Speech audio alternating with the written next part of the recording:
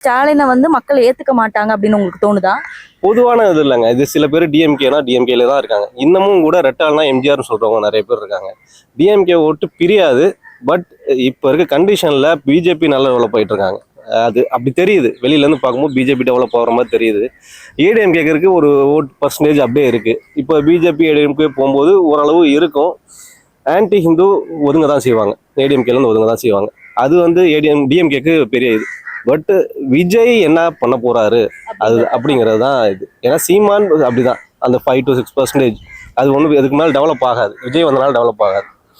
So Vijay என்ன பண்ண போறாருங்கிறத பொறுத்து தான் சுச்சுவேஷனே மாறும். ஆப்போசிஷன் பார்ட்டி பெருசாக எதுவுமே இங்கே இல்லை ஃபைட் பண்ணுற அளவுக்கு.